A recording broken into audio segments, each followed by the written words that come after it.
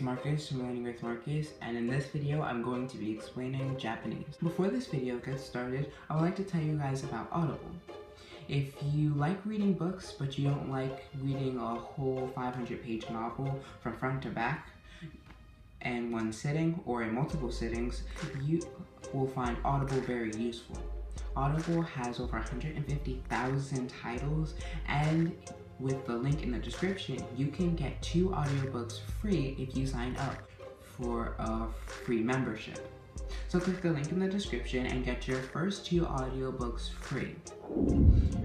Japanese is a very interesting language. It is spoken by 135 million people in Japan. There are a few quirks to Japanese that make it very unique. So let's go over a few.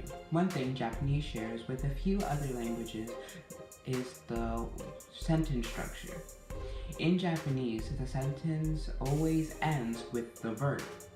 Or if it doesn't have a verb in it, it will end with the word des, which means is, am, or are. Now, Japanese is a very complicated language when it comes to the writing system. The writing system consists of 3 different characters. First is kanji, which is the influence to the 2 others. Kanji is used for nouns, adjective stems, and verb stems. Now, kanji is Japanese for Chinese characters. So if you have any experience with the Chinese characters, you will know that there are going to be a lot of kanji. Now, there are 20,000 Chinese characters, but there are only around 2,000 Japanese kanji characters. So that's one benefit of learning kanji instead of the Chinese characters. And if you have already learned the Chinese characters, the only thing that you'll have to change when you're learning kanji is the pronunciation of the characters, because Chinese characters and kanji are the same thing. But the reason why Chinese characters are more is because in Chinese, they don't have another alphabet for certain words like verb endings or adjective endings. So they only use the complex Chinese characters. The second writing system is hiragana, which consists of about 42 characters.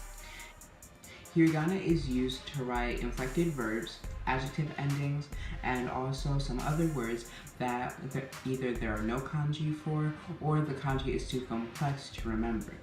Which is kind of nice, because in Mandarin, if you're learning traditional characters with the Chinese characters, it can get pretty complex. But with kanji, it will be a little bit less complex. So that's going to make it a little easier.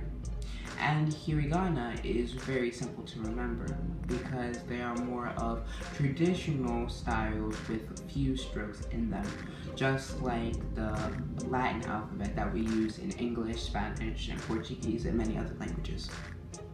And finally, the last character system is katakana. There are about 45 characters in katakana, and they're used for English loanwords. Basically, what English loanwords are like words that are borrowed from the English language and made to sound Japanese. There are a slew of these English loanwords in Japanese, so learning katakana is very important. And learning all 3 of these characters are very important when you are traveling to Japan, because they usually don't use just hiragana and katakana, the kana characters, but they use kanji also. I've been learning Japanese for about 1.5 years now, and I still have yet to really break down the kanji barrier.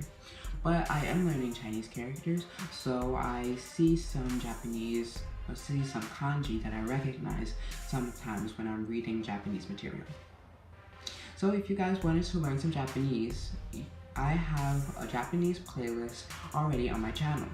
So click the link in the description under Japanese playlist for that. Okay, comment down below if you guys are learning Japanese, and so we can get a conversation started on Japanese.